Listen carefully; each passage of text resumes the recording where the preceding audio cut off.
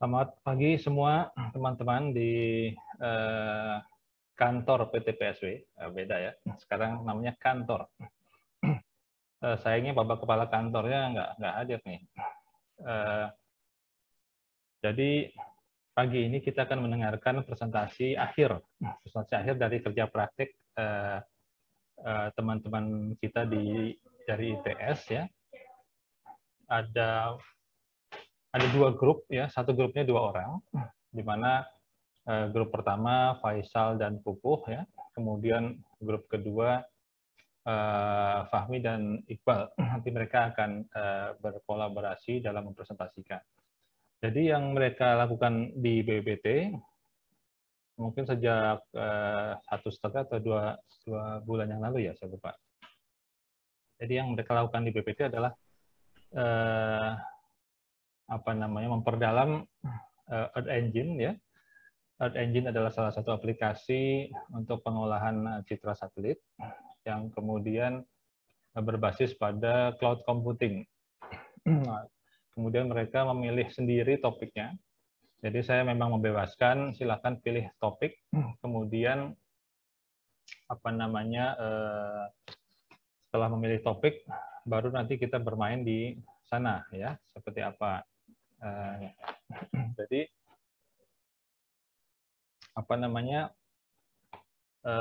mereka saya berikan kebebasan seperti itu. Kemudian selain itu saya juga selalu memantau ya, sejauh yang saya bisa saya memantau mereka perkembangannya seperti apa. Nah, dengan pantauan tersebut kemudian saya melihat bahwa mereka dari sisi coding memang mempunyai basis yang bagus, dan hal ini membuat saya semakin usil ya, kamu bisa begini nggak, kamu bisa begitu nggak, akhirnya begini dan begitu, akhirnya jadilah aplikasi yang cukup menarik ya, cukup menarik bagi kita dalam bermain di sana. Nanti saya harapkan tim ini bisa mendemokan aplikasi yang sudah mereka bangun dengan Google Earth Engine ya. Bahkan saya sendiri kalau disuruh programming nggak akan bisa seperti itu ya, karena saya udah tua. Ini permainan anak muda nih, permainan anak milenial. Oke, kebetulan topik yang mereka ambil adalah deteksi mangrove ya. Deteksi mangrove, kemudian juga selain mangrove, satu lagi adalah untuk pengamatan atau monitoring kondisi udara. Kondisi udara di Pulau Jawa. Tadinya saya ingin kondisinya nggak hanya di Pulau Jawa aja, kalau bisa se-Indonesia. Tapi kemudian kita rem juga. Ya kalau mau se-Indonesia nanti pas TA deh gitu kan, pas TA jadi ada topik yang lebih menantang lagi.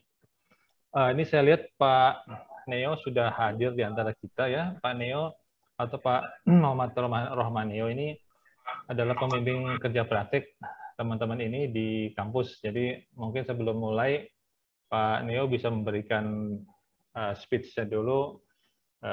Kira-kira anak-anak ini gimana sih di kampus, bandel-bandel apa enggak gitu, semacam itu. Silakan Pak Neo, monggo. Baik, terima kasih Pak Santo. Sebelumnya selamat pagi, Assalamualaikum warahmatullahi wabarakatuh. Sebelumnya saya mohon maaf mungkin agak sedikit telat karena ini tadi ada berbarengan dengan pembukaan dias kampus kami. Tadi saya absen sebentar terus ke sini. Jadi saya ucapkan terima kasih yang sebesar-besarnya untuk BPPT dan Pak Har, kemudian khususnya PT PSW karena sudah mengizinkan 4 mahasiswa bandel kami, begitu ya, kalau dari mengutip dan Pak Har, untuk menyalurkan bandelnya di kerja praktek ini sehingga mendapatkan ilmu dan bimbingan dari tidak hanya dari dosennya tapi dari teman-teman di BPPT. Saya juga terima kasih untuk Pak Har karena sudah berkenan meluangkan waktu untuk mengusili anak-anak ini Pak. Jadi saya lihat juga hasilnya ternyata sangat memuaskan dan menjanjikan begitu. Apalagi kemudian kemarin saya mendapat info kalau hasilnya juga bisa ditawarkan untuk ikut di presentasikan di seminar internasional nanti akan diadakan oleh BPPT juga. Jadi sekali lagi saya pribadi dan mewakili institusi kami, khususnya di Teknik Geomatika ITS, sekali lagi mengucapkan terima kasih yang sebesar-besarnya Pak untuk kesempatan dari mahasiswa kami. Dan harapan kami sebenarnya tiap tahun nanti bisa selalu kerjasama begitu. Jadi nanti bisa ada mahasiswa-mahasiswa lain yang berkenan di USILI begitu, sehingga nanti ilmunya juga tidak hanya dari segi akademisi tapi juga dengan praktik dan studi kasus yang real begitu ya, bisa dipelajari di BPPT juga. Jadi, terima kasih Pak Ar atas kesempatannya. Mungkin itu saja Pak. Terima kasih. Terima kasih Pak Neo. Oke teman-teman semua, kita langsung saja masuk ke materi ya. Oh ya, nanti urutannya adalah yang pertama dari Mas Faisal dan Kukuh ya, Mas Faisal dan Mas Kukuh. Kemudian setelah itu baru Mas Fahmi dan Mas Iqbal ya. Mereka masih saat ini kalau nggak salah mereka masih WFH ya, jadi dari kampung masing-masing. Ini bahkan Mas Kukuh nih di jauh nih, ada di Sorong nih, di Papua ya, Papua Barat. Dia dari tadi malam, dia baru naik pesawat tadi malam ya Mas ke sini ya. Oke. Saya kembali. Oh ya, untuk bicara, kalian punya jatah waktu 20 menit ya, karena sesuai dengan latihan kita minggu lalu, 20 menit, tolong optimalkan waktunya. Kemudian untuk demo, nanti demo aplikasi 5-10 menit, dipersilakan. Oke, sekarang Mas Niko bisa saya langsung ya ke mereka ya? Iya Pak, silahkan Pak, sudah saya jadikan co-host juga. Kalau siap, bisa share. Ya, silakan Mas Faisal. Baik Pak, terima kasih atas kesempatannya. Izin share screen ya Pak. Silakan.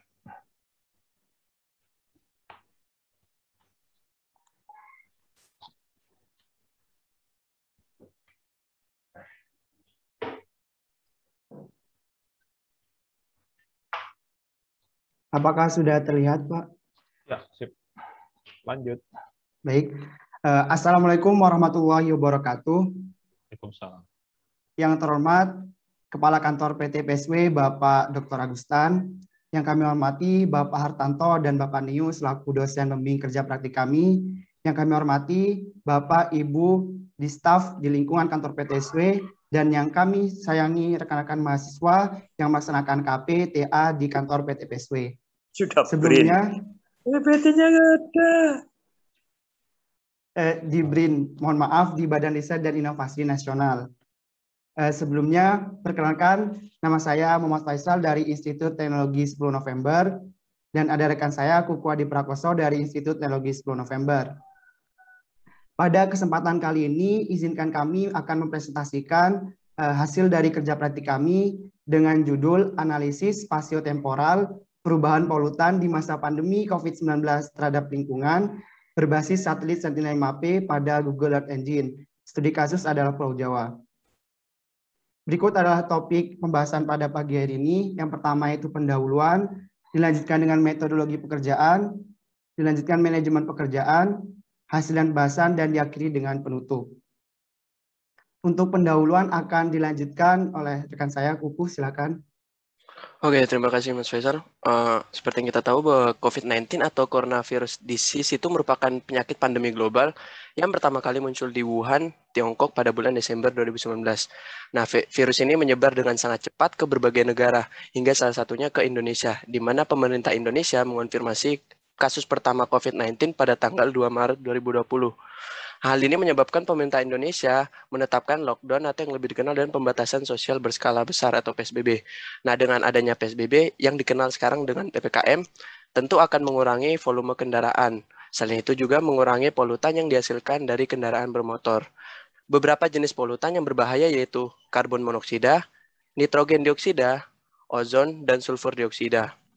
Nah, Dengan diberlakukan PPKM seharusnya memiliki dampak pada kualitas udara yang dimana akan semakin jauh lebih baik. Dengan menggunakan sistem informasi monitoring polutan berbasis web, hal ini merupakan salah satu langkah efektif dan efisien juga dalam menyampaikan informasi secara luas dan dalam waktu yang singkat. Tujuan dari kerja praktik kami yang pertama yaitu untuk mengaplikasikan teknologi penginderaan jauh dalam membangun aplikasi melalui Google Earth Engine dengan menggunakan dalam melakukan pengolahan spasio-temporal pengaruh COVID-19 terhadap polutan di Pulau Jawa. Yang kedua yaitu melakukan uji korelasi pengaruh polutan terhadap data meteorologi berupa kecepatan angin, temperatur udara, temperatur suhu, kelembapan, serta curah hujan. Dan yang terakhir ada melakukan uji usabilitas atau uji kelayakan tingkat pengalaman pengguna dalam mengoperasikan website dan aplikasi Google Earth Engine yang telah dibangun. Manfaat dari kerja praktik kami itu yang pertama mampu mengaplikasikan teknologi penginderaan jauh untuk membangun aplikasi melalui Google Earth Engine. Dan yang kedua yaitu website yang dibangun dapat dipergunakan sebagai dasaran dalam pengembangan informasi spasial untuk monitoring polutan selama pandemi COVID-19 yang terjadi di Pulau Jawa. Oke, yang selanjutnya ada metodologi pekerjaan. Nah, di metodologi pekerjaan sini kami menggunakan perangkat keras, hardware, dan perangkat lunak software. Untuk alatnya sendiri kami menggunakan laptop dan Tetikos atau mouse. Sedangkan untuk softwarenya sendiri kami menggunakan platform Google Earth Engine. Yang kedua ada Google Chrome. Yang ketiga ada ArcGIS. Keempat ada Sublime Text. Kelima ada GitHub. Website GitHub untuk hosting gratis. Dan yang terakhir ada Office 365 yang membantu penyusunan presentasi kali ini.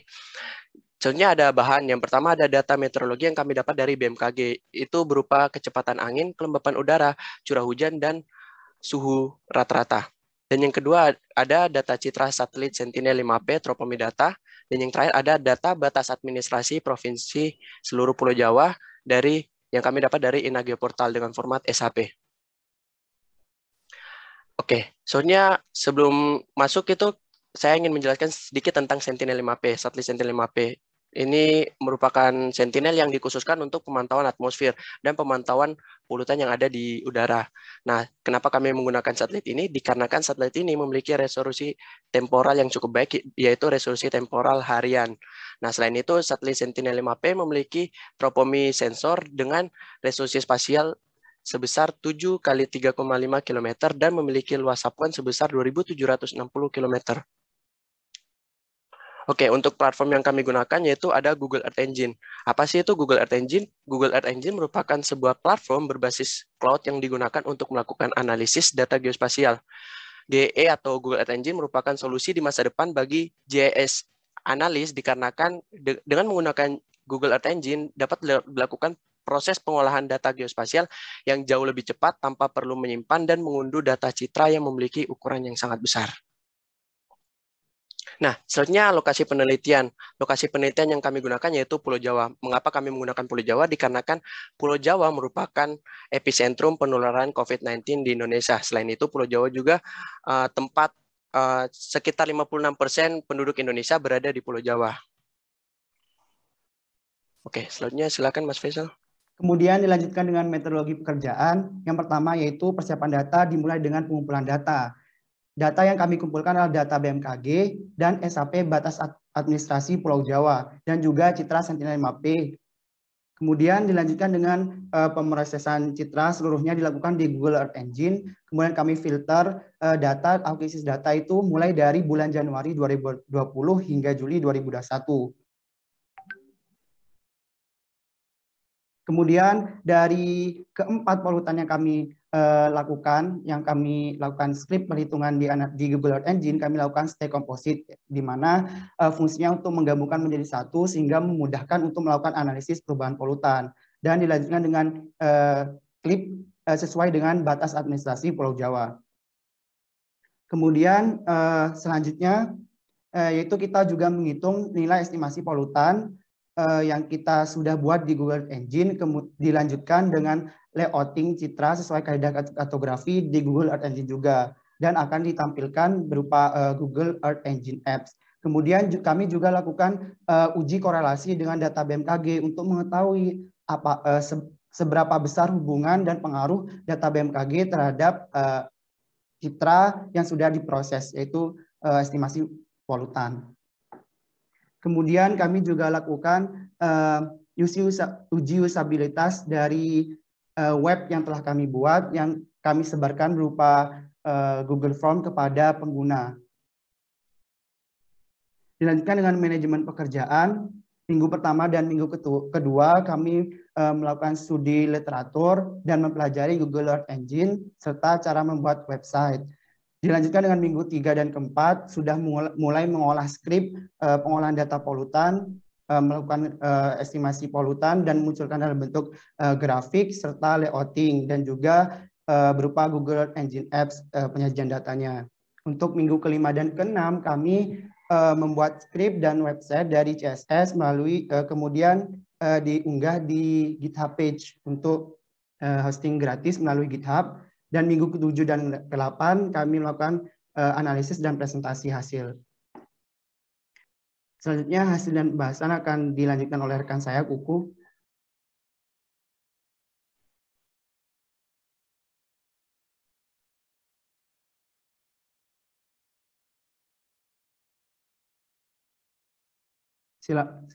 Silakan rekan saya, Kuku. Kuku kayaknya hilang.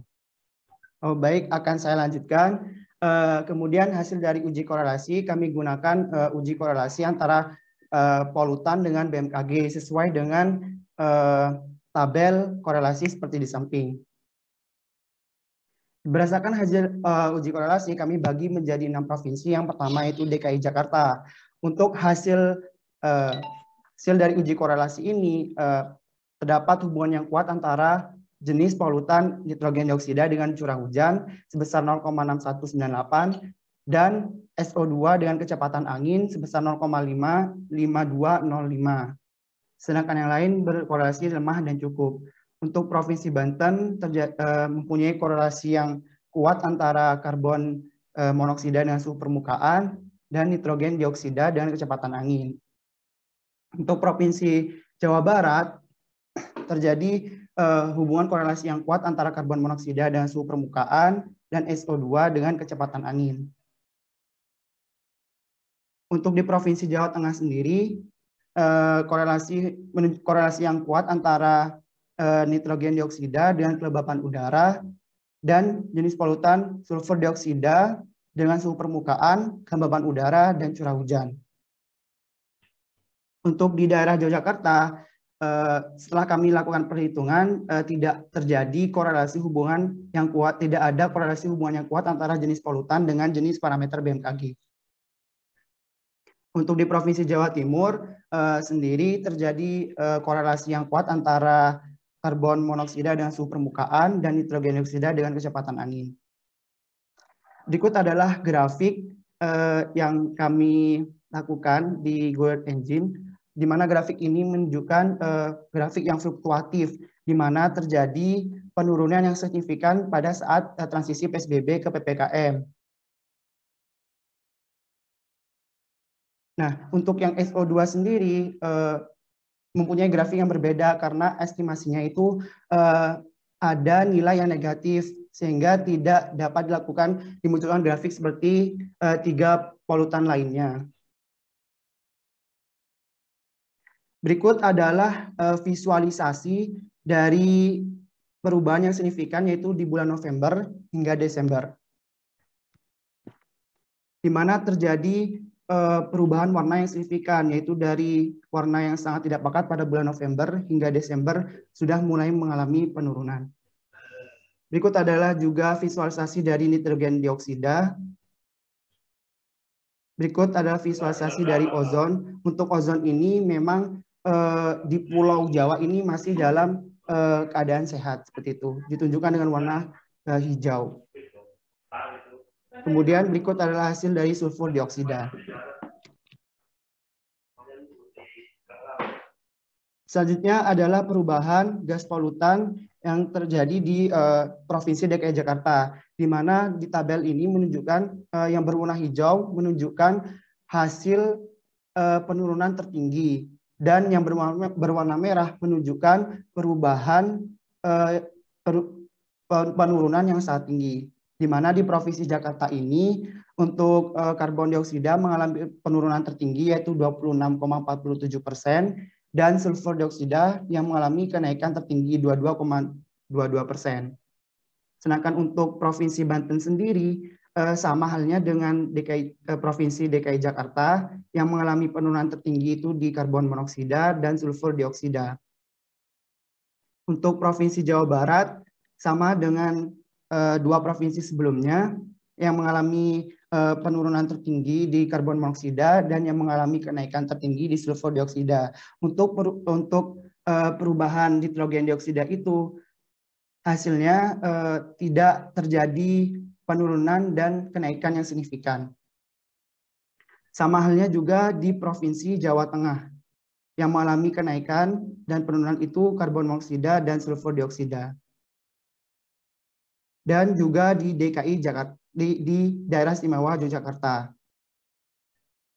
Sedangkan untuk perubahan gas polutan di Jawa Timur sendiri yang mengalami kenaikan dan penurunan yang berbeda, di mana kenaikan tertinggi itu terjadi pada ozon senilai 0,34% dan yang mengalami penurunan tertinggi di sulfur dioksida sebesar 19,4%. Kemudian kami lakukan uji usabilitas untuk mengetahui seberapa besar pengguna dalam melakukan penilaian dan mengoperasikan aplikasi dan website yang sudah kami bangun. Berikut adalah dari 22 responden menunjukkan bahwa persentase ini sekitar 89%, di mana uji usabilitas ini diharapkan harus lebih dari 61%, sehingga dapat dikatakan website atau Google Engine Apps yang kami buat cukup bisa diterima. Untuk penutup, silakan rekan saya Kukuh mungkin sudah bergabung. Oke, terima kasih Mas Faisal. Sebelumnya mohon maaf karena jaringan internet saya bermasalah. Soalnya ada kesimpulan. Berdasarkan hasil kerja praktik yang kami lakukan, kami mendapatkan kesimpulan, 3 kesimpulan sesuai dengan tujuan awal yang kami catat tadi. Itu yang pertama, penelitian dengan memanfaatkan satelit Sentinel-5P untuk menganalisis variasi spasiotemporal konsentrasi polutan di Pulau Jawa pada masa pandemi COVID-19 memiliki hasil akhir berupa aplikasi pada Google Earth Engine dan berupa website. Yang kedua yaitu dari hasil uji korelasi dapat diketahui bahwa hubungan korelasi kuat berada pada nilai terendah yaitu sebesar 0,5045 yaitu pada polutan karbon monoksida dengan suhu permukaan yang berada di Provinsi Jawa Barat. Sedangkan nilai tertinggi yaitu sebesar 0,795 yaitu untuk polutan sulfur dioksida dengan kelembapan udara yang berada di Provinsi Jawa Tengah. Dan yang terakhir yaitu hasil presentase kelayakan atau uji usabilitas yang telah dilakukan dengan website untuk website dan Google Earth Engine itu mendapatkan persentase senilai 89%. Oke, berikut daftar pustaka yang kami gunakan. Nah, berikut merupakan lampiran yang berupa kegiatan diskusi kami selama melakukan kerja praktik di PT PSW. Oke, sebagai penutup saya ingin mengutip pernyataan dari Bobby Seale di mana beliau mengatakan itu the only solution to pollution is a people's human revolution. Oke, cukup sekian dari kami. Mohon maaf. Wassalamualaikum warahmatullahi wabarakatuh. Selamat pagi. Waalaikumsalam warahmatullahi wabarakatuh. Bisa dilanjutkan dengan demo langsung.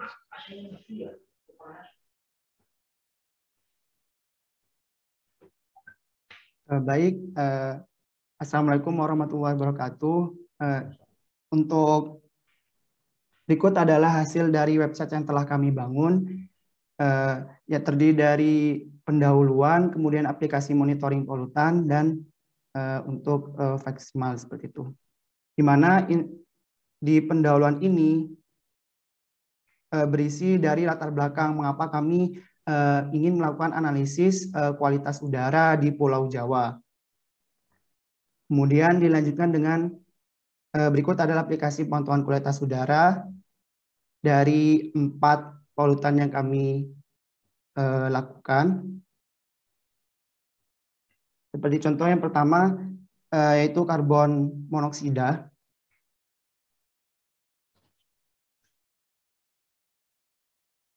Jadi berikut adalah peta sebaran konsentrasi karbon monoksida selama masa pandemi COVID-19 di Pulau Jawa. Jadi untuk melakukan estimasinya, yang pertama kita dapat mengklik di layer, di mana sebagai contoh, misal kita ingin mengetahui konsentrasi dari karbon monoksida di tren penurunan tertinggi, misal di bulan November 2020. Kemudian di sini kami juga dapat melihat grafik di 6 provinsi, misal di DKI Jakarta di bulan November, yaitu senilai di bulan November senilai 0,037 mol per meter kuadrat.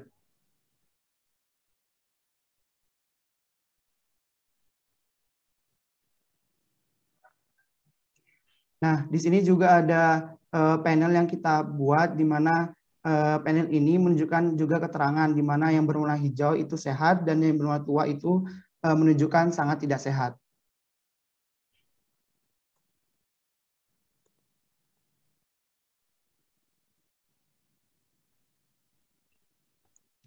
Kemudian dilanjutkan kami juga melakukan estimasi perubahan nitrogen dioksida rata-rata, di mana kami mengambil waktu dari rentang 2019 hingga 2021, di mana untuk yang gambar yang sebelah kiri itu tahun 2019, rata-rata NO2 sebelum pandemi, dan sebelah kanan itu rata-rata NO2 pada saat pandemi sekarang.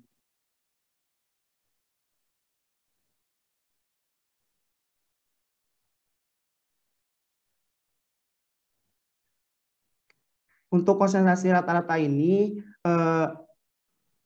memang membutuhkan koneksi internet yang stabil karena kami melakukan estimasi itu dalam 1 tahun.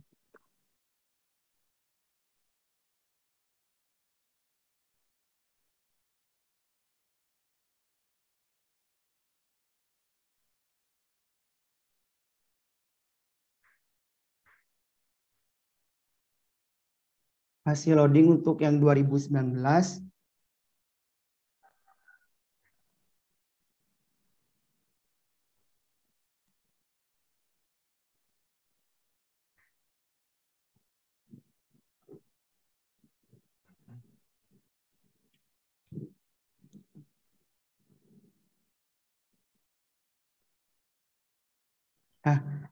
Contohnya yaitu di DKI Jakarta pada tahun 2019, di mana konsentrasi gas emisi nitrogen dioksida itu sangat tinggi.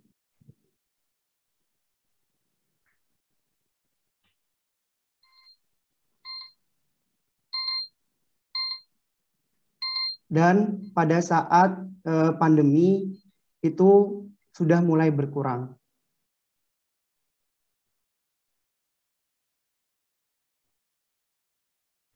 Nah, berikut adalah perbedaan visualisasinya pada 2019 dan pada saat pandemi. Cukup sekian presentasi dan demo pada pagi hari ini. Apabila ada kesalahan, mohon maaf yang sebesar-besarnya. Wassalamualaikum warahmatullahi wabarakatuh. Waalaikumsalam warahmatullahi wabarakatuh. Izin stop share ya, Pak. Silakan.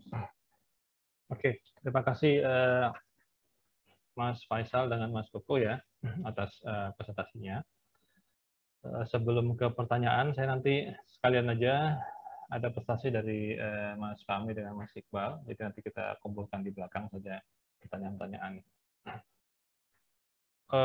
Oh ya, saya jadi mumpung ingat ya tadi sebenarnya tadi Pak Neo juga sudah mengutarakan,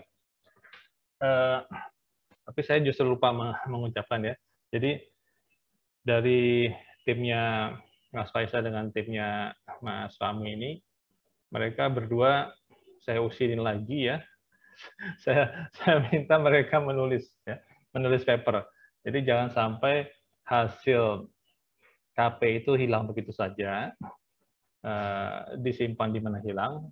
Sebaiknya tulis paper. Mudah-mudahan nanti diterima kita masukkan ke Agers ya. Mudah-mudahan diterima. Kalau diterima nanti Insya Allah bisa tampil secara internasional di IEEE Explorer, mudah-mudahan. Oke, silakan Mas Fahmi, silakan. Oke, baik. Terima kasih Pak Hartanto. Saya izin untuk screen. Silakan.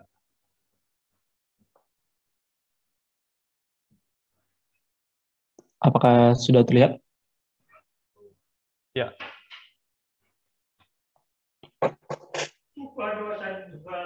Oke, baik. Yang saya hormati Kepala Kantor PT PSW, Bapak Dr. Agustan, beserta jajaran staf di lingkungan kantor PT PSW. Yang saya hormati pembimbing kerja praktek Pak Rohmania dari ITS dan Bapak Hartanto dari PT PSW, kantor PT PSW. Yang saya hormati Bapak dan Ibu semua tamu undangan, dan yang saya cintai rekan-rekan mahasiswa KP dan TA di kantor PT PSW. Assalamualaikum warahmatullahi wabarakatuh.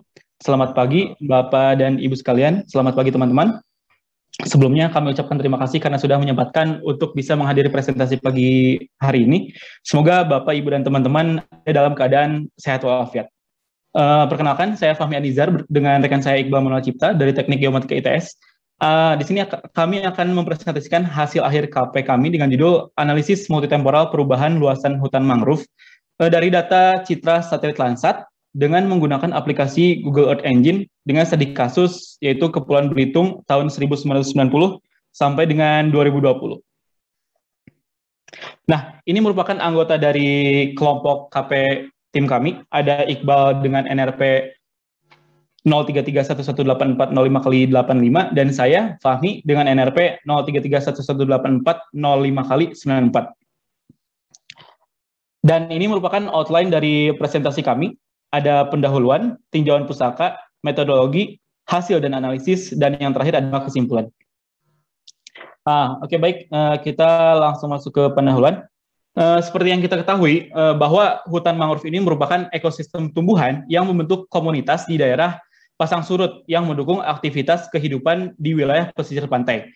Mangrove ini merupakan vegetasi tumbuhan yang telah beradaptasi khusus untuk hidup di lingkungan pasang surut dengan kadar oksigen dan salinitas tertentu, serta keadaan tanah yang kurang stabil akibat adanya pasang surut, angin, dan gelombang. Nah, terus manfaat mangrove ini tuh sangat beragam ya, dimulai dari secara fisiknya saja bisa digunakan sebagai pelindung garis pantai, karena melindungi dan menahan proses abrasi.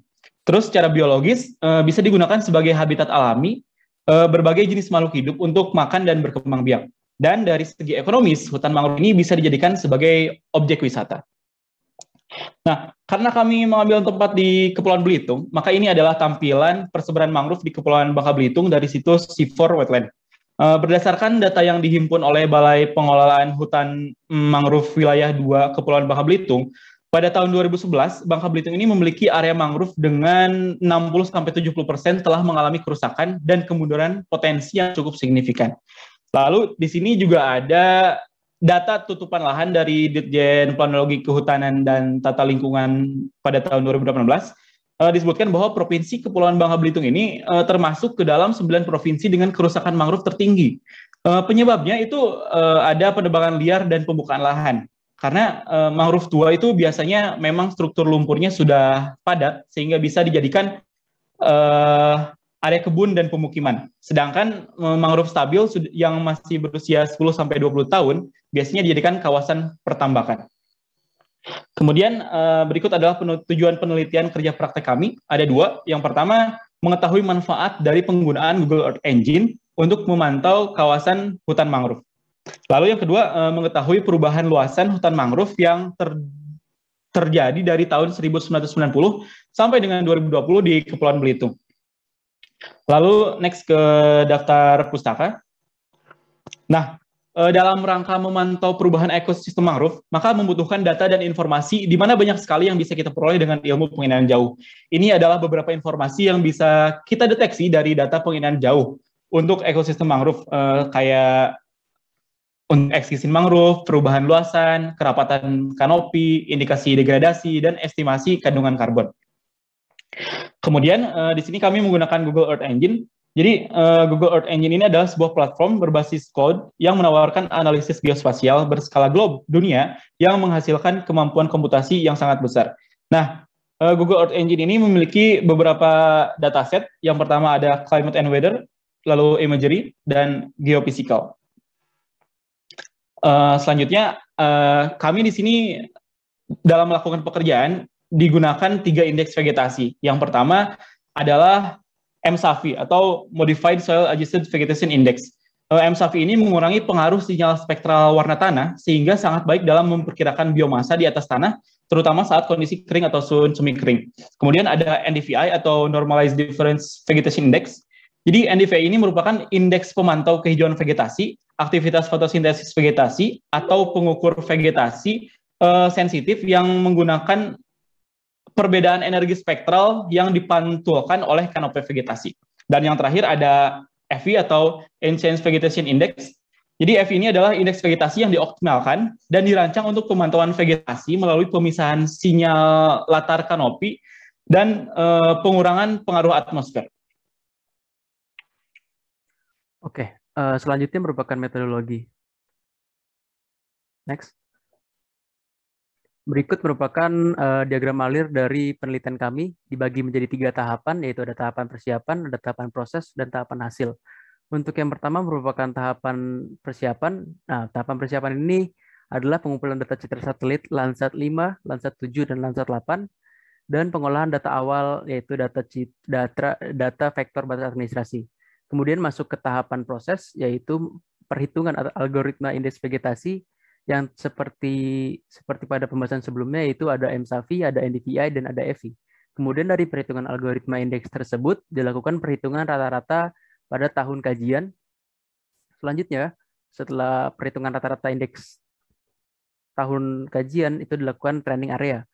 Training area tersebut kemudian dilakukan batasan dengan batas vektor administrasi. Kemudian dilakukan klasifikasi citra menggunakan machine learning Smile Random Forest. Lalu selanjutnya dilakukan perhitungan akurasi. Nah, selanjutnya apabila akurasi itu kurang dari 80%, itu dilakukan perhitungan klasifikasi kembali. Nah, apabila sudah melebihi 80%, itu dilanjutkan ke proses selanjutnya. Nah, tahapan selanjutnya itu hasil yang didapat, yaitu merupakan peta tutupan lahan dari tahun kajian. Selanjutnya dilakukan analisis perubahan tutupan lahan. Next. Nah, di sini ada alat dan bahan dari penelitian kami. Dari penelitian kami dibagi menjadi hardware dan software. Untuk hardware sendiri itu ada seperangkat laptop yang digunakan untuk menjalankan seluruh perangkat lunak yang digunakan. Untuk software sendiri itu ada Google Earth Engine yang digunakan sebagai perangkat lunak utama pemrosesan data. Lalu ada Quantum GIS atau biasa disebut QGIS yang digunakan untuk mengolah data vektor dan melakukan layouting peta. Kemudian ada Office 365 yang digunakan untuk mengolah data tabular serta penulisan laporan dan presentasi. Next. Nah, berikut merupakan bahan yang kami gunakan dalam penelitian kali ini. Ada Landsat 5 yang digunakan untuk penelitian tahun 1990 dan tahun 2010. Dan Landsat 7 itu untuk tahun 2000, Landsat 8 untuk tahun 2020, dan ada data vektor batas administrasi dan sungai. Untuk semua data citra satelit tersebut didapatkan dari collection yang dimiliki oleh Google Earth Engine. Dan untuk data vektor batas administrasi itu diperoleh dari laman Inageoportal BIG. Next. Berikut lingkup pekerjaan yang kami lakukan selama kerja praktek dari minggu pertama hingga minggu ke-8. Next. Nah, untuk hasil analisis, oke, berikut merupakan hasil komposit citra Kepulauan Belitung pada tahun 2020. Dapat dilihat, walaupun ilmu penginderaan jauh dapat mempermudah kita dalam mengakuisisi data, namun tidak terlepas dari beberapa kekurangan, seperti yang ditunjukkan pada gambar kiri bawah tersebut. Bila dilihat, terdapat beberapa daerah yang tertutupi awan. Hal tersebut mengakibatkan ketiadaan data pada daerah tersebut yang nantinya tidak dapat dilakukan proses lebih lanjut. Next. Nah, oke. Berikut merupakan hasil indeks vegetasi Kepulauan Belitung pada tahun 2020 dengan visualisasi nilai minimum -1 dan maksimum 1. Untuk poin A itu MSAVI, dan poin B itu NDVI, dan poin C itu adalah FV. Next. Berikut merupakan tampilan grafik nilai indeks vegetasi sepanjang tahun penelitian. terdapat perbedaan tampilan grafik yang disebabkan adanya perbedaan jumlah data yang diproses. Untuk tahun 1900 sendiri itu ada 7 data yang diproses, dan untuk tahun 2000 itu ada 12 data yang diproses, dan tahun 2010 itu ada 5 data yang diproses, dan tahun 2020 itu ada 9 proses. Nah, perbedaan data ini disebabkan oleh filtering. Guna filtering ini untuk apa? Untuk mencari data yang terbaik pada tahun tersebut. Next. Berikut merupakan grafik nilai rata-rata indeks vegetasi. Nilai rata-rata tersebut memiliki perubahan nilai yang relatif dikit ya, kecuali pada tahun 2010. Pada tahun 2010 ini mengalami penurunan nilai rata-rata indeks vegetasi dibandingkan yang lainnya. Next. Berikut merupakan tampilan hasil uji akurasi titik sampel terhadap 3 kelas. 3 kelas itu ada mangrove, ada non-mangrove, dan ada badan air. Nilai akurasi tertinggi dimiliki oleh tahun 1990 dan tahun 2010 yang memiliki tingkat akurasi sebesar 100%. Lalu diikuti tahun 2020 yang memiliki tingkat akurasi sebesar 99,08%, dan paling rendah itu pada tahun 2000 yang memiliki tingkat akurasi 98,98%. Next. Selanjutnya merupakan hasil klasifikasi tutupan lahan dari tahun 1990 sampai 2020. Untuk warna hijau itu menunjukkan area hutan mangrove, untuk ungu menunjukkan area non-mangrove, dan untuk warna biru itu menunjukkan area perairan. Dapat dilihat dari pulau kecil yang ditunjukkan oleh lingkaran merah, area non-mangrove dari tahun 1990 sampai 2020 itu terlihat tergantikan oleh area berwarna hijau, yaitu area mangrove. Next. Selanjutnya merupakan hasil perhitungan statistik luasan hutan mangrove Kepulauan Belitung dari tahun 1990 sampai 2020. Itu menunjukkan hasil statistik, dan menurut hasil statistik, luasan tertinggi pada tahun 2020 yang memiliki luasan sebesar 119 hektar, dan luasan terendah itu ada pada tahun 2000 yang memiliki luasan sebesar 70 hektar.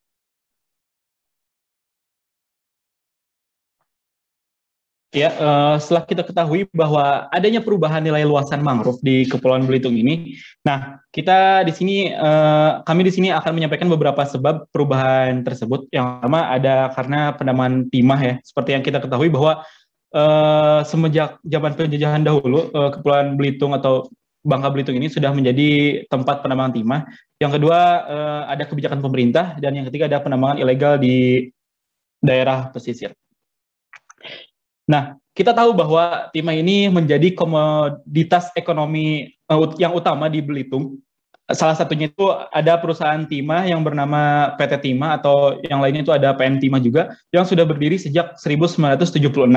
Nah, tetapi pada tahun 1999 diterbitkan Undang-Undang Nomor 2 Tahun 1999 tentang Pemerintah Daerah dan Keputusan Menteri Perindustrian dan Perdagangan nomor 146/MPP/4/1999 mengenai pencabutan timah sebagai komoditas strategis. Tetapi sayangnya setelah itu banyak sekali penambangan ilegal yang memanfaatkan bekas pertambangan lama menjadi sumber pencarian baru bagi masyarakat sekitar. Nah, kemudian pada tahun 2014 pemerintah Kabupaten Belitung ini telah menetapkan pencadangan kawasan konservasi mangrove melalui SK Bupati pada tahun 2014. Selain itu, selain kebijakan ini juga banyak kebijakan atau dasar hukum lainnya yang mendukung proses pengelolaan ekosistem mangrove ini. Seperti alhamdulillah Badan Restorasi Gambut dan Mangrove atau BRGM sudah gencar untuk menggalakkan restorasi mangrove ini mulai dari tahun 2018. Nah, selanjutnya kesimpulan. Jadi kesimpulan yang kami bisa dapatkan dari hasil kerja praktik ini, yang pertama itu GAIA ini mempunyai fungsi yang sangat banyak. Salah satunya adalah untuk pemantauan kawasan mangrove dengan klasifikasi Ramuda Forest, dan nantinya bisa kita analisis perubahan yang terjadi di Kepulauan Belitung ini sepanjang tahun 1990 dengan analisis penyebab-penyebab yang mengakibatkan perubahan luasan tersebut. Ini untuk bahan rujukan yang kita gunakan.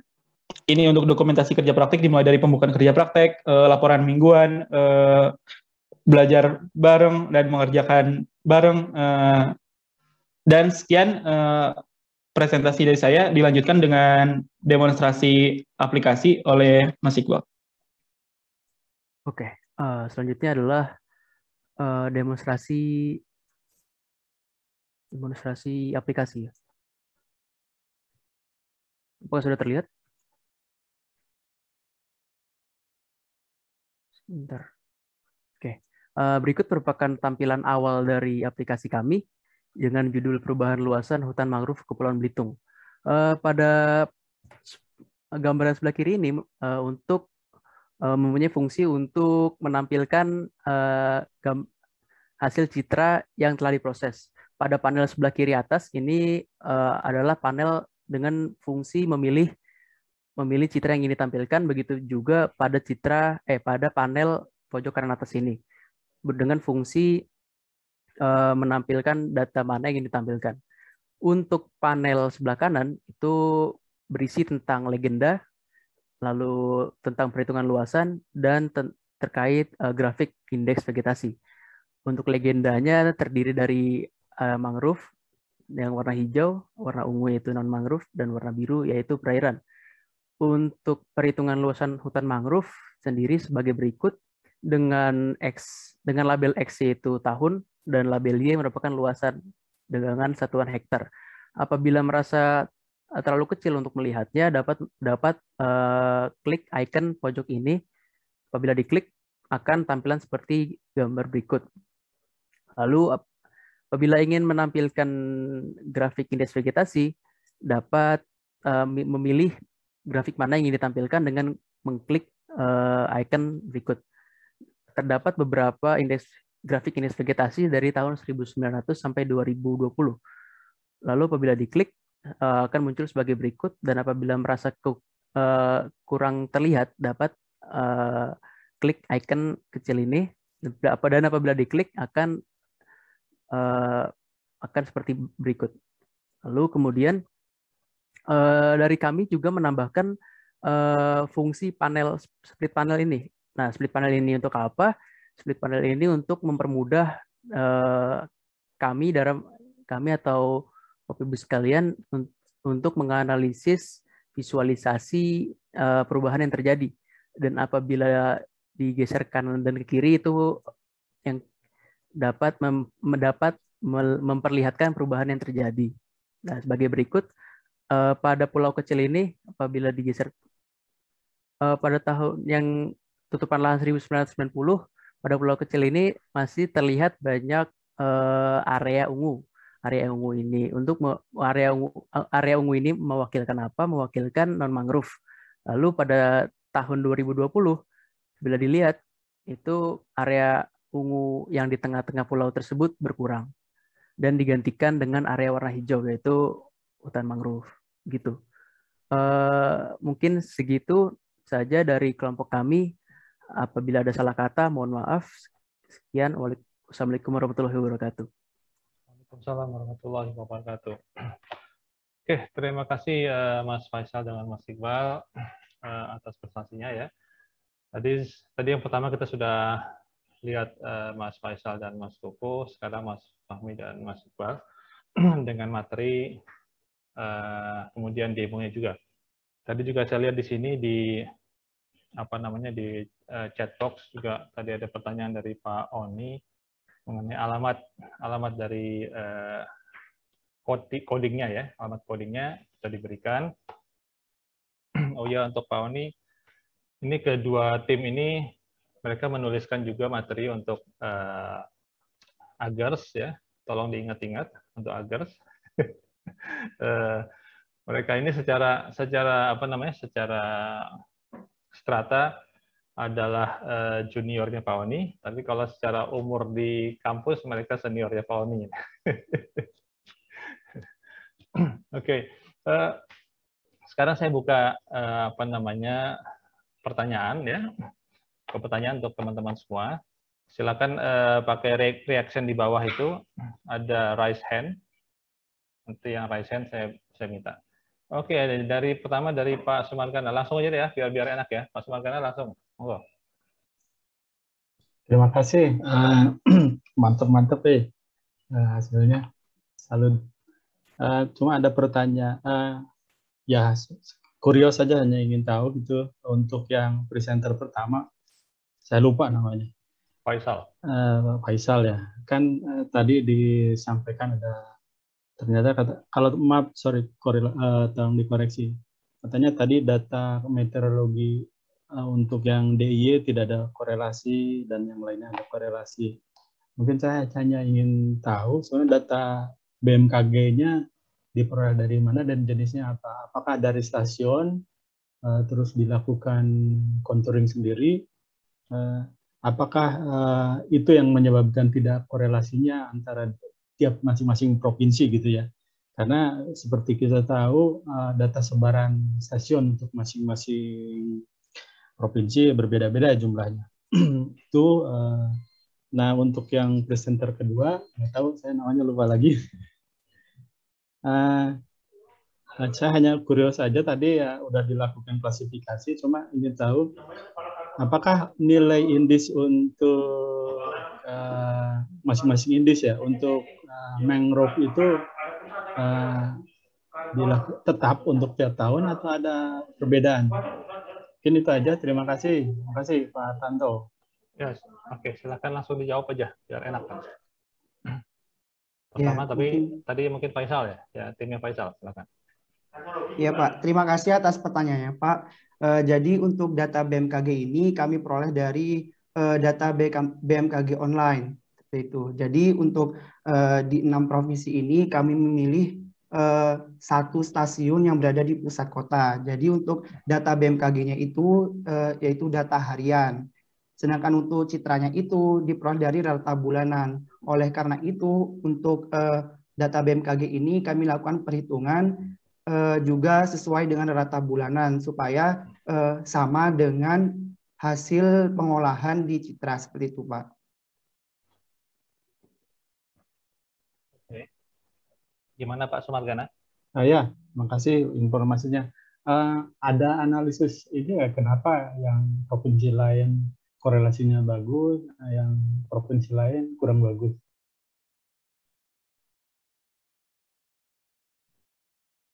Silakan Mas.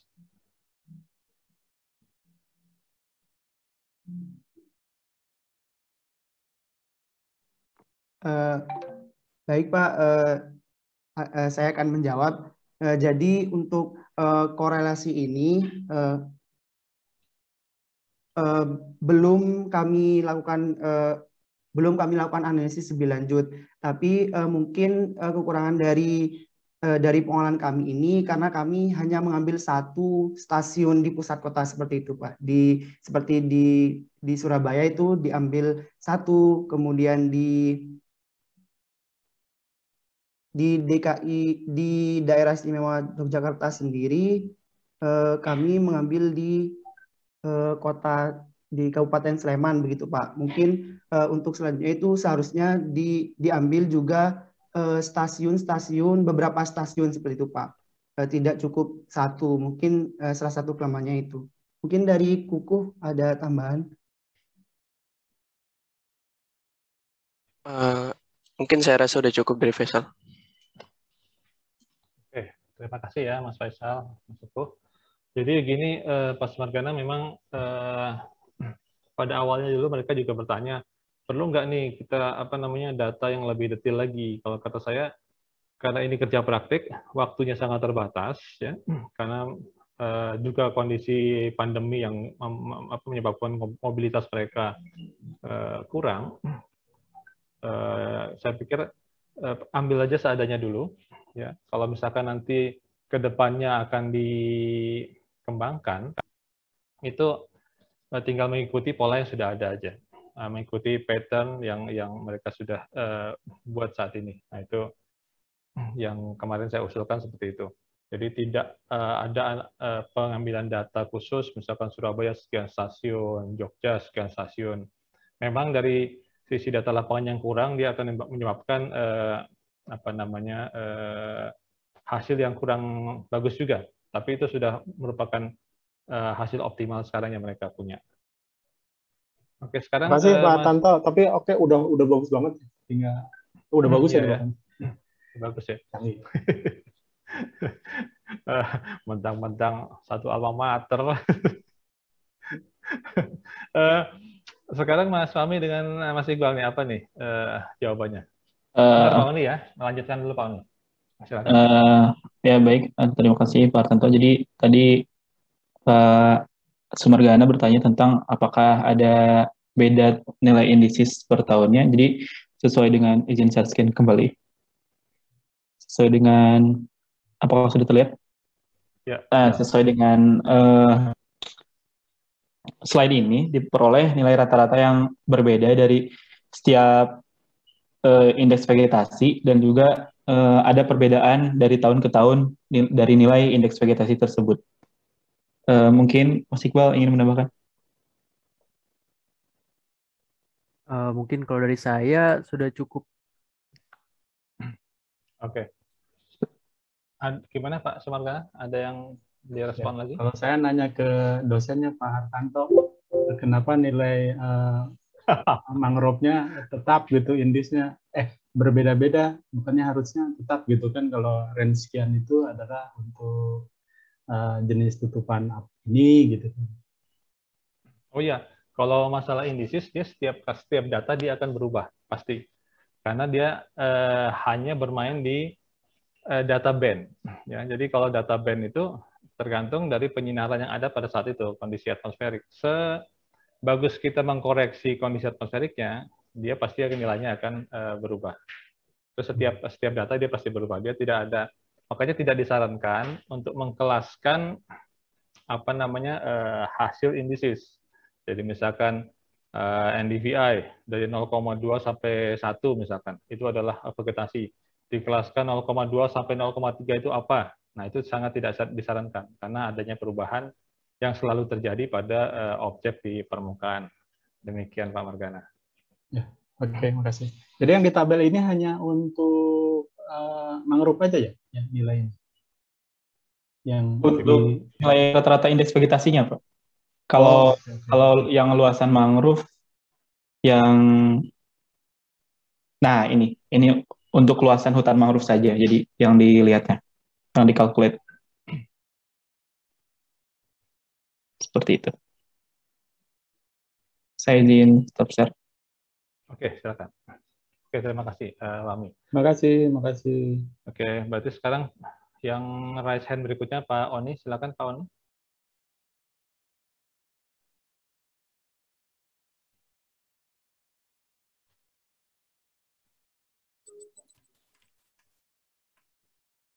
Terima kasih, Pak Hartanto. Terima kasih.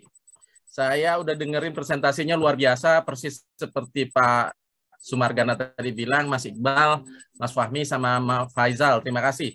Jadi saya punya pertanyaan, ini pertanyaannya mungkin agak beginner karena belajarnya dulu udah agak lama belajar GE ini. Jadi saya ingin tanya sebenarnya soal codingnya. Tadi dari segi coding, berapa persen sebenarnya kurang lebih yang Anda lakukan replikasi? Jadi kan harusnya kalau NO, tadi kalau nggak salah NO sama mangrove ya. Jadi kan harusnya udah ada orang entah somewhere udah pernah buat, dan Anda melakukan replikasi dan Anda melakukan tambahan. Kemudian soal areanya mungkin yang dirubah. Tapi saya ingin tahu yang soal codingnya. Codingnya itu sendiri kurang lebih berapa persen yang Anda lakukan tambahannya. Ini yang penting ingin saya tahu untuk nunjukin sebenarnya dibutuhkan berapa banyak sih kemampuan skill coding. Itu satu. Karena background saya sebenarnya agak berbau komputer. Itu satu. Kedua, seberapa literate sebenarnya teman-teman Anda tentang GEE. Karena saya seperti tadi Pak Hartanto bilang, itu kebetulan ngurusin Agers. Jadi dari kemarin-kemarin itu pingin Agersnya itu topiknya GE. Kalau kenapa GE? Alasannya lain. Jadi alasannya bukan karena canggih, tetapi alasannya karena friendly. Jadi ini kan dulu istilahnya GIS itu kan kegunaannya bisa menjelaskan kepada public decision maker. Jadi harapannya kalau decision maker bisa ngelihat GE, nggak usah secanggih yang Pak Sumargana tadi mungkin soal data, tetapi kalau dia bisa mampu menjelaskan kepada decision maker itu, rasanya GE bisa jadi tools. Kalau bisa jadi tool, lebih baik kita ngadain khusus GE. Nah, problemnya ternyata di dunia ilmiah itu sendiri, GE jadi kasus conference khusus itu agak jarang. Jadi pernah dulu beberapa tahun yang lalu, tapi habis itu jarang. Nah, kalau kami kan pingin punya tools yang bisa dipakai untuk para decision maker di Indonesia. Tapi saya ingin tahu berapa literate teman-teman Anda soal GE. Jadi kalau misalnya GE ternyata cuma sedikit orang, ya enggak. Tapi kalau hampir semua teman-teman Anda tahu, gitu ya, itu berarti menarik juga. Kalau gitu besok, mungkin tahun depan kita topiknya GE buat decision maker, gitu-gitu. Jadi yang agak lebih gampang lah. Sehingga orang lebih banyak, bukan karena canggihnya, tapi biar orang itu megang yang namanya remote sensing GIS bisa langsung benar-benar pakai HP doang atau pakai komputer biasa. Jadi nggak perlu install. Itu yang kedua, pertanyaan kedua. Yang pertama coding, yang kedua seberapa literate teman-teman sambil ngomentarin soal agersnya gitu. Mudah-mudahan sih bisa, tapi ini masih option aja. Saya kira gitu buat Mas Iqbal, Mas Fahmi, Mas Faisal. Selanjutnya juga, nah Pak Hartanto itu junior saya bedanya. Jadi saya seniornya Pak Hartanto. Kalau Anda senior saya bertiga, tapi junior saya. Oke, gitu aja. Terima kasih Mas Iqbal, Mas Fahmi, Mas Faisal, Mas Kukuh, Pak Saifuddin, Pak Sumargana. Pak Hartanto, terima kasih. Terima kasih Pak Oni. Silakan kalian siapapun ya dari berempat kalian menjawab karena ini sifatnya lebih pada penjelasan yang sifatnya umum. Silakan. Mulai dari Faisal dulu atau siapa dulu, silakan. Oke, permisi Pak Hartanto. Izin menjawab. Oke, terima kasih Pak Oni atas pertanyaannya. Izinkan saya buat menjawab. Jadi untuk kalau misalnya berapa persen kami membangun codingan dari Google Earth Engine kami sendiri itu jujur itu hanya menggunakan 20% berdasarkan studi literatur yang kami lakukan, itu juga berdasarkan dari YouTube ataupun platform coding lainnya seperti pokoknya platform lainnya itu. Sedangkan untuk 80% lainnya itu kami build sendiri Pak, sambil belajar sekaligus sambil mempelajari kira-kira nih Google Earth Engine itu seperti apa. Soalnya dari kampus kami sendiri itu masih minim soal Google Earth Engine ini. Oke, mungkin pertanyaan selanjutnya bisa dijawab sama Mas Faisal. Izin menjawab juga Pak, menambahkan dari Kukuh. Jadi untuk membangun Google Earth Engine ini memang banyak sekali di luar negeri sekarang sudah pengolahan citra itu sudah beralih kepada cloud computing seperti itu Pak. Jadi daripada mengunduh citra sangat menguras storage dari penyimpanan laptop itu sendiri. Nah, dari codingan itu kemudian kami mempelajari dan memodifikasi seperti itu Pak. Tidak serta-merta langsung mengkopas seluruh skripnya seperti itu Pak. Kemudian dari literasi sendiri, kebetulan untuk dosen indraja saya Pak, dan indraja kami, Iqbal, Fahmi, dan Kukuh, untuk pengolahan citra itu sudah mulai menggunakan GE juga Pak. Oleh karena itu, sepertinya untuk pengolahan citra ke depannya akan lebih banyak menggunakan cloud computing seperti itu, Pak. Ada tambahan lagi, silakan, Fahmi atau Oke, saya ingin menambahkan. Terima kasih sebelumnya untuk Pak Oni atas pertanyaannya. Sama seperti kelompok Faisal, dari kelompok kami juga melakukan istilahnya deep googling ya. Deep googling di Google itu sudah banyak orang-orang luar itu melakukan kajian menggunakan Google Earth Engine. Dari kami hanya tinggal modifikasi lalu menyesuaikan terkait topik dari kami. Untuk sumber-sumbernya mungkin dari laman Google Earth Engine itu sendiri dan dari forum Geographic Information System atau biasa disebut GISTAC Exchange, itu forum luar negeri juga. Mungkin dari Fahmi ingin ada tambahan? Ya, izin menambahkan, benar tadi kata Mas Iqbal, jadi selain deep googling, kita juga melakukan beberapa mengajukan beberapa pertanyaan ke forum, entah itu di forum Facebooknya penginderaan jauh, entah itu di Gistek Exchange. Jadi kita bertanya tentang bagaimana sih cara membuat ini dan apakah sini sudah benar, kenapa kayak gini, seperti itu gitu. Dan untuk aware-nya teman-teman kami terhadap Google Earth Engine ini, ya benar yang tadi dikatakan Faisal. Jadi beberapa dari dosen kami juga sudah menyarankan untuk memakai Google Earth Engine daripada menggunakan software yang harus diinstal terlebih dahulu di laptop, karena sangat memakan memori sekali gitu, seperti itu. Terima kasih. Oke, ada respon dari Pak Oni? Saya nanya yang tadi, kalau misalnya, jadi kan Anda mau, kalau nggak salah mau daftar Agers ya, walaupun nggak tahu tuh yang nentuin bukan saya, karena yang nentuin orang dari luar negeri itu, reviewernya. Tapi kalau misalnya topiknya khusus tentang GE, jadi kayak gini lah kenapa penggunaan GE untuk macam-macam, ataupun nanti coding di GE. Jadi semuanya berkisar GE, tapi untuk berbagai aspek. Kurang lebih, ya komentar aja sih, kurang lebih bakalan lebih banyak respon atau enggak? Atau menurut Anda masih, ini kan cuman mainan gitu misalnya. Ada komentar positif negatif kayak gitu tentang kalau misalnya Agers nanti topiknya GE gitu. Tahun depan. Silakan, ada yang mau respon? Saya izin menjawab, Pak Oni. Terima kasih atas pertanyaannya. Kalau menurut saya, apabila topiknya itu pure terkait Google Earth Engine, itu seperti akan sulit, Pak. Dikarenakan Google Earth Engine itu sendiri, database citranya itu masih seputar Modis, Landsat, Sentinel. Nah, untuk citra yang resolusi tinggi lainnya itu belum ada gitu, Pak. Dan untuk beberapa fungsi yang terdapat seperti di software komersial seperti Quantum GIS, itu ada beberapa fungsi yang hanya bisa dilakukan di software tersebut gitu, Pak. Jadi menurut saya apabila pure Google Earth Engine itu seperti agak sulit gitu, Pak. Dari teman-teman ada tambahan? Ya, silakan. Saya ingin menambahkan, sebenarnya terima kasih Pak Oni telah menyampaikan pertanyaannya. Sebenarnya sangat menarik ya jika misalkan suatu jurnal atau misalkan Agers ini mengambil tema Google Earth Engine, karena bisa saja selain dari kami dari geometrik, bisa aja ada yang dari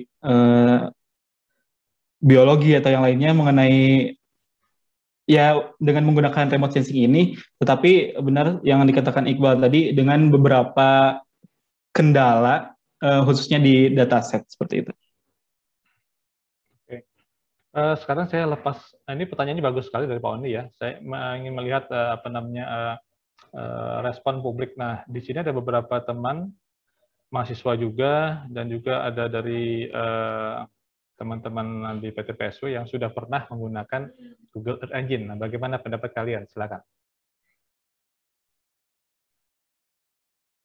Silakan, monggo.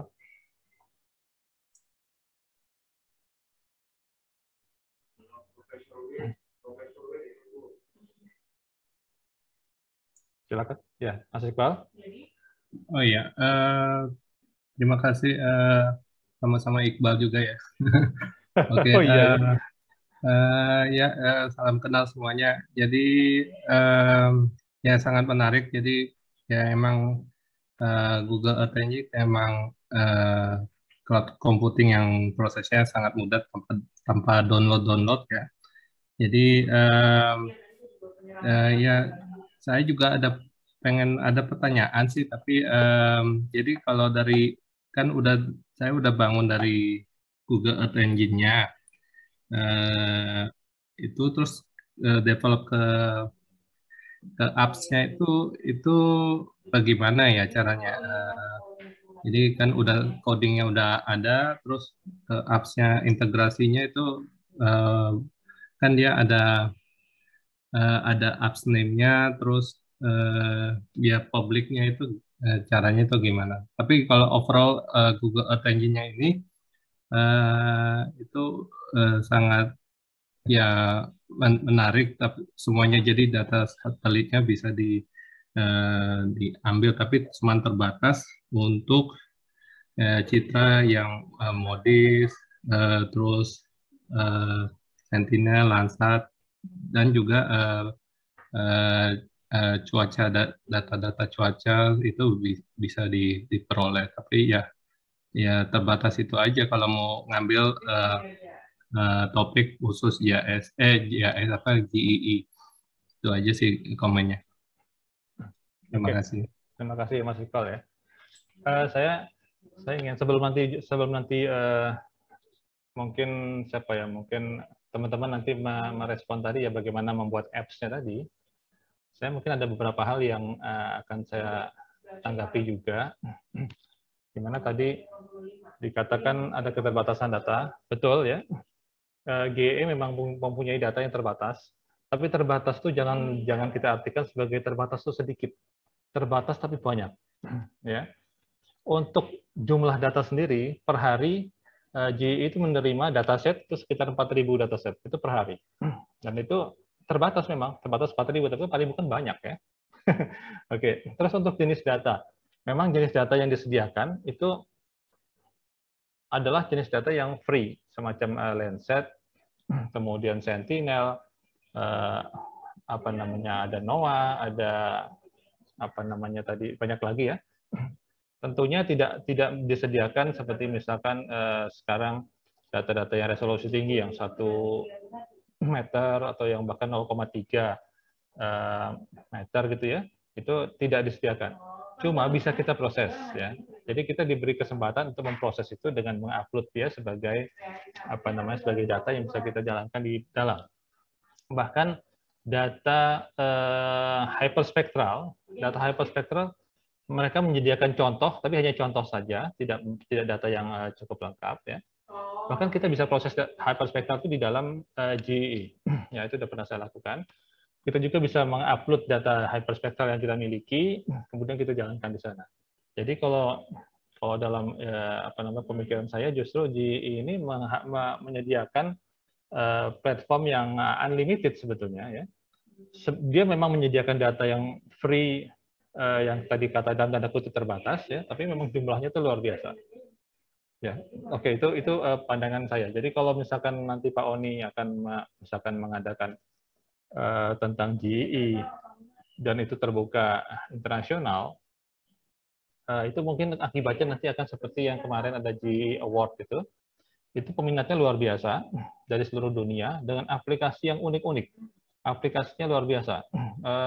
Kalau kita lihat saya ada websitenya yang pemenangnya untuk tahun lalu ya, itu aplikasinya luar biasa dan mereka mendapat dana dari Google, apakah itu mungkin konsorsiumnya Google gitu ya, untuk mengeksplor aplikasi berdasarkan menggunakan GE tadi. Itu luar biasa. Ini sebentar ya Pak Neo ya. Tadi silakan kalian jawab dulu yang mengenai apps tadi. Mengenai apps tadi, nanti saya beralih ke Pak Neo. Silakan. Siapa mau bicara? Kami atau Iqbal atau Faisal? Bagaimana menjadikan coding tadi ke apps di Google Earth Engine? Oh, iya, Pak. Udah ada yang buat? Ini udah buat apps emang? Iya, udah buat. Ini sudah buat apps. Oh, ini udah ada apps-nya? Iya. Oke, saya izin share screen ya, agar mudah juga. Oke, beritanya.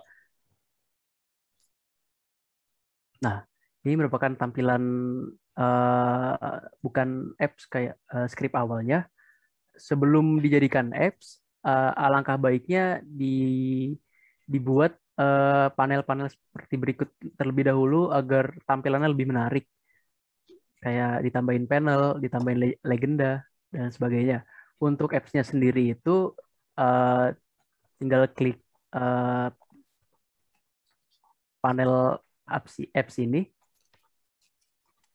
Lalu apabila ingin membuat apps, klik new apps dan isikan aplikasinya, isikan nama aplikasinya. Udah ada apps itunya ya? Oh, iya. Langsung, Pak. Oh, nggak perlu coding lagi. Shit, udah ada app-nya. Canggih. Saya pikir kita ini udah telat, udah basi belajar mobilnya udah 10 tahun yang lalu, udah saatnya gila. update. Mana kok di PT PSW belum pada buat app-nya? Ya, kemudian canggih. isikan beberapa keterangan, lalu apabila ingin apabila aplikasinya ingin bisa diakses, klik ini, dan ya seterusnya, kemudian publish. Nah, hasilnya akan sebagai berikut. Ini bisa diklik juga. Nah, hasilnya akan sebagai berikut. Ini masih loading. Ya, seperti itulah. Oke, terima kasih. Mahasiswa Iqbal, ini tahun kemarin yang menang Agers Indrayono Award itu mahasiswa dari ITS. Jadi paper Agers dari ITS harus masuk minimum 10 biji. Yang tahun lalu sama Pak Bangun ya, Tanggung jawabnya Pak Neo itu. Monggo Pak Neo mau bicara, silakan. Terima kasih Pak Ar.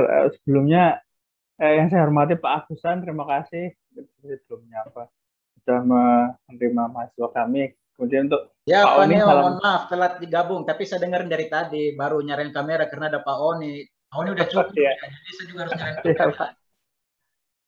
Ya Pak. Kemudian Pak Oni, salam kenal Pak. Saya Neo dari siap, ITS. Kalau saya sebenarnya sangat mendukung Pak kalau untuk ide mengadakan Agers dengan topik tertentu GI gitu ya. Karena kalau yang saya lihat sebenarnya saya juga banyak belajar GI itu dari Pak Hartanto, terus terang kemudian mulai mengikuti beliau kemana-mana, akhirnya ditemukan bahwa ternyata ada komunitasnya begitu.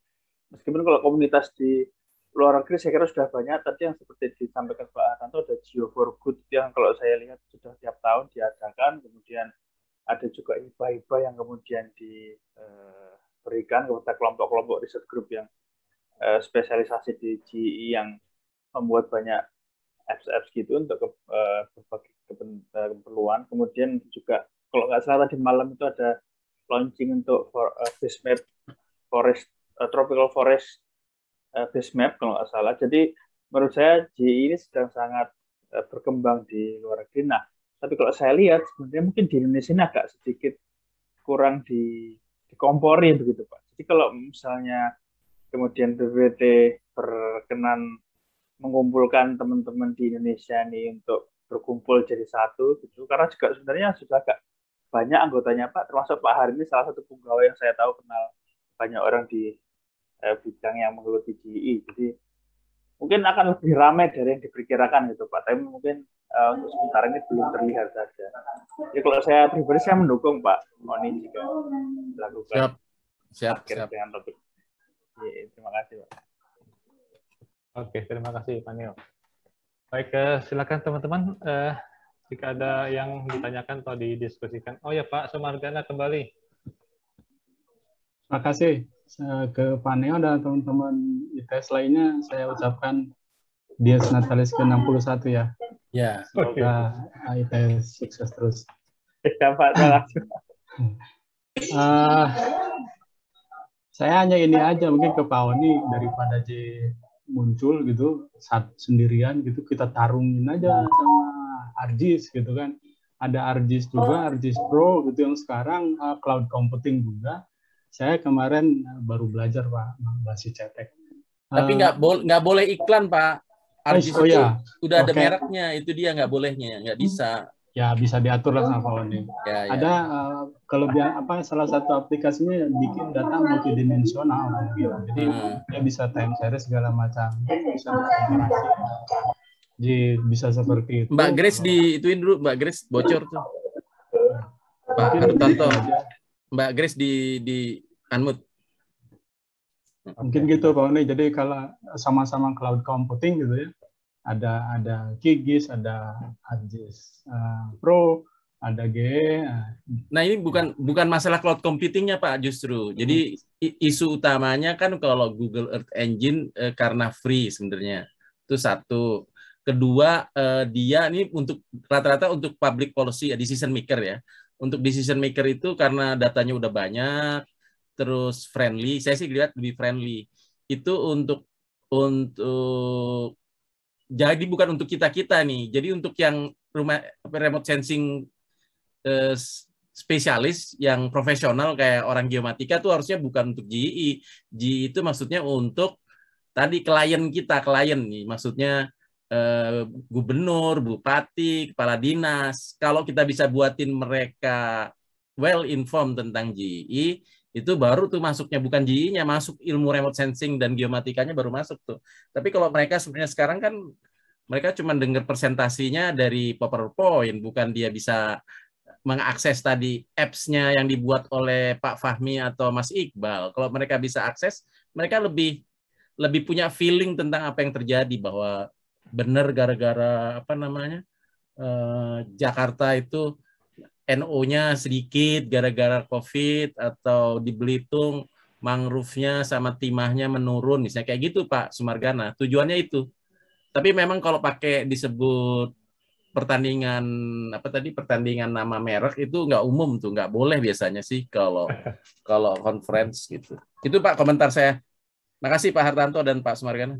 Ya Pak Wani, tadi untuk klien ya itu tadi sudah disediakan apps ya. Jadi para pengembangnya GI disediakan apps untuk memudahkan dia mempresentasikan, memvisualisasikan apa yang mereka kerjakan. Jadi tidak berupa gambar mati ya, semacam kalau misalkan kita hanya tampilkan layout peta misalkan itu kan mati ya. Nah, tapi ini kalau dengan menggunakan apps tadi bisa kita pilih misalkan daerah mana, kemudian langsung dia truk muncul gitu kan. Kemudian membandingkannya misalkan dengan splitter, tadi ada splitternya. Splitter tadi juga hasil coding juga kan. Jadi gimana melihat perbedaannya segala macam. Ini Mas Hartanto jadi bisa ya. Dulu itu berapa tahun yang lalu itu yang paling canggih itu setahu saya di PT PSW namanya Master Robi sama Bu Mega. Tapi kayaknya sama Pak Agustan sih. Tapi kayaknya sekarang gara-gara ini mungkin udah nggak maju tuh, karena Mega ngurusin yang lain, Robi ngurusin yang lain, Pak Agustan ngurusin jadi bos. Itu mungkin udah ketinggalan. Nah, ini problemnya saya baru tahu kalau ternyata bisa yang tadi apps itu menurut saya luar biasa itu. Kalau bisa itu terjadi jauh lebih menggampangkan. Tapi gampang ya yang apps tadi itu ya, nggak perlu tambahan apa-apa. Cukup yang tadi masukin publish, satu klik, double klik. Oke, good. Gampang sekali. Good. Itulah keunggulannya Google saat ini kan, memberikan yang gampang ya, kita nggak terlalu banyak mikir. Bahkan untuk yang namanya machine learning pun dia hanya satu perintah dalam satu baris, dan itu barisnya pendek ya.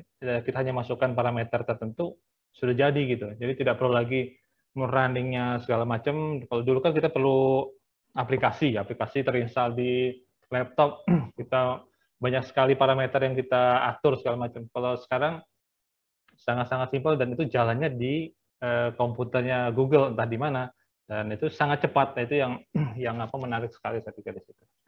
Silakan Pak Agustan, monggo.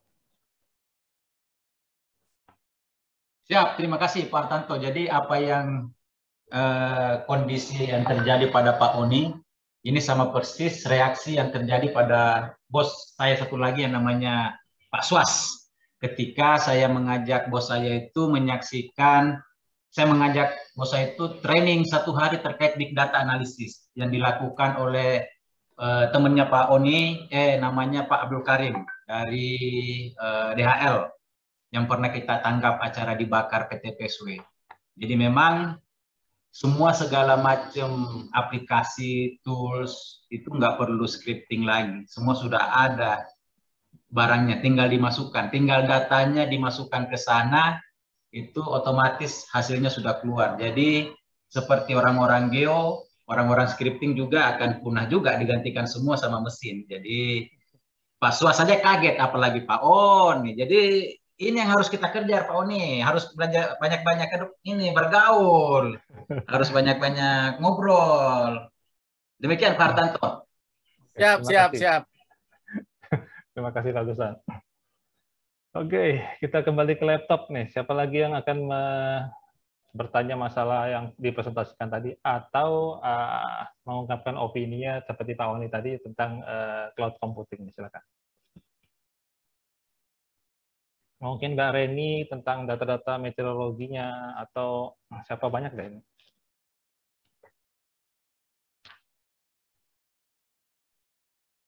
Ini rapat Tomo.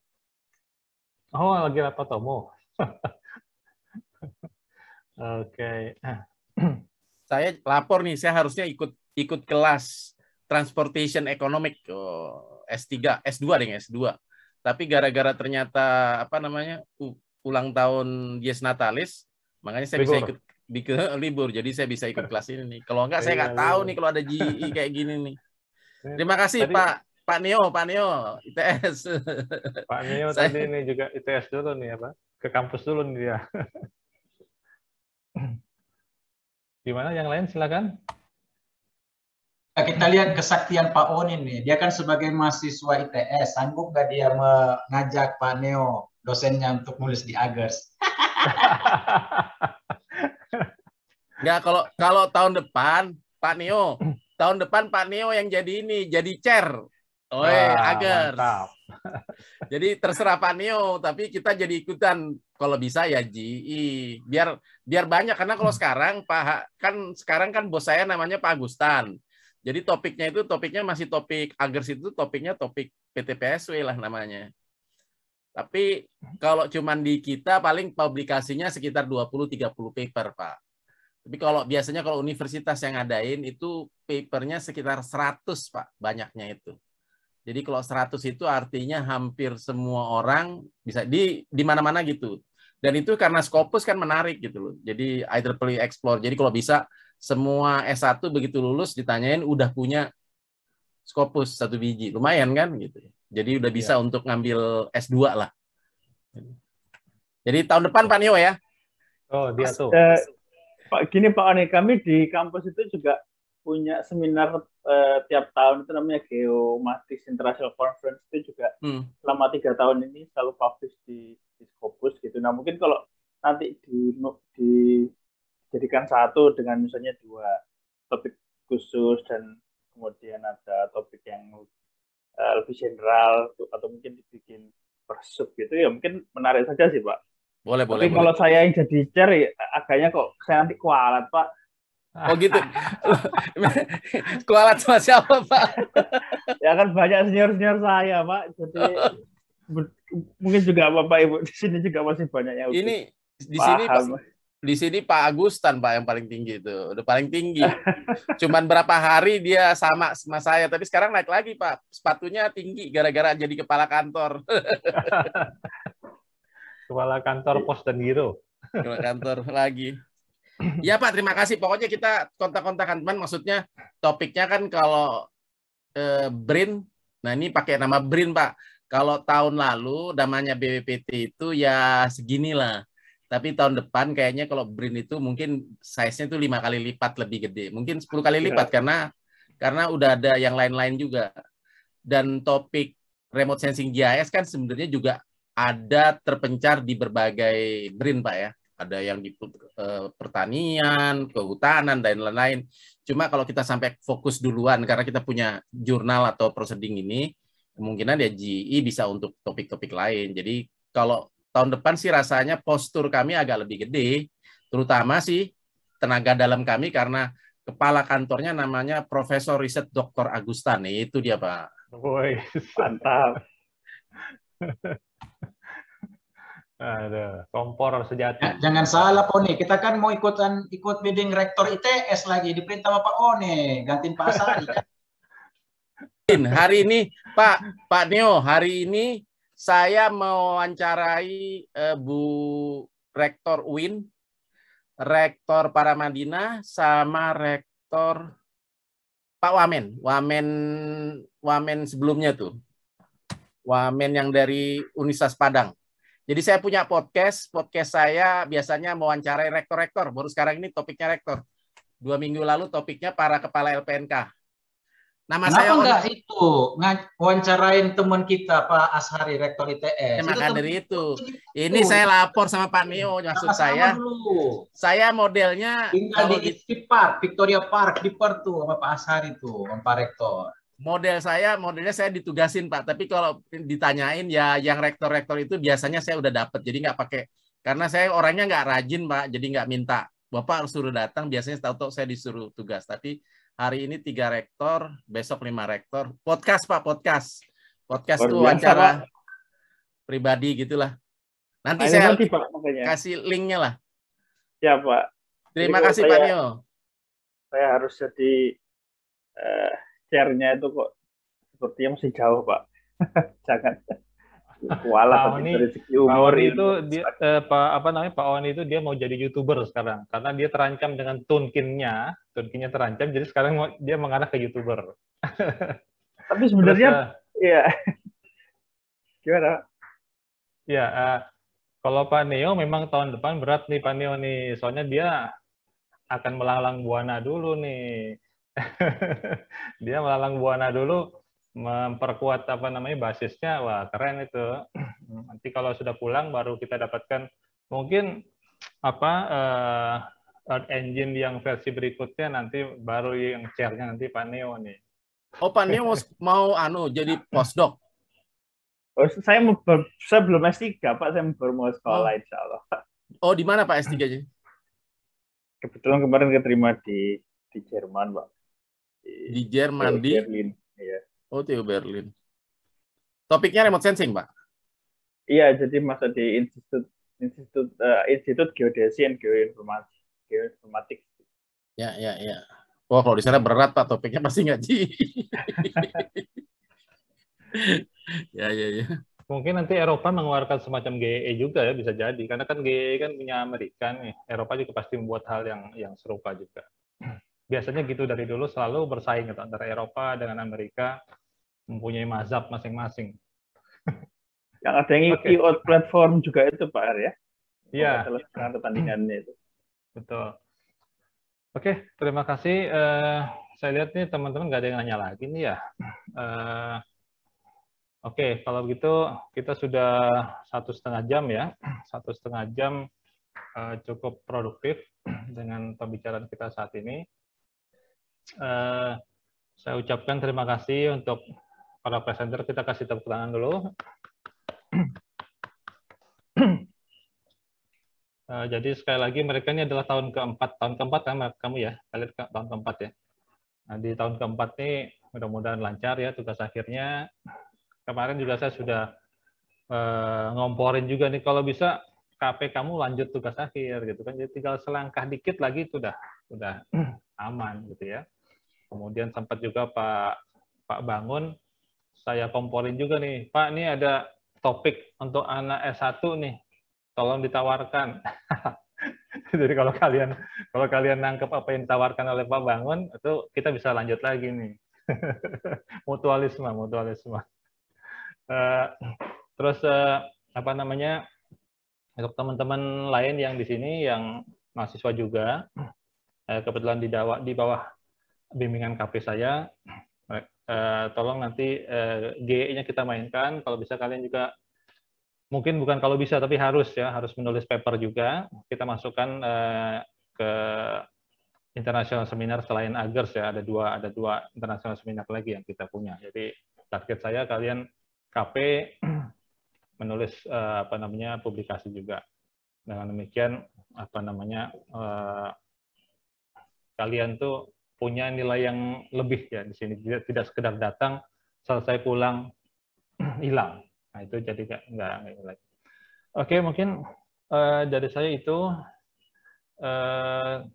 terima kasih atas kerjasamanya teman-teman ya selama 2 bulan di sini secara daring.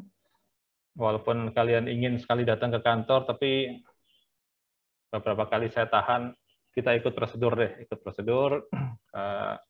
kalau nggak ikut prosedur bahaya, nanti bahayanya bukan sekedar kesehatan aja, tapi juga peraturan bisa membentur kemana-mana nantinya.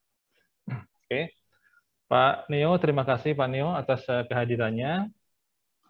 Selamat Berdias Natalis.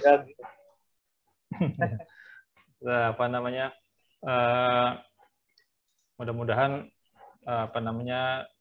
cloud computing atau cloud computing programming bisa berkembang di ITS.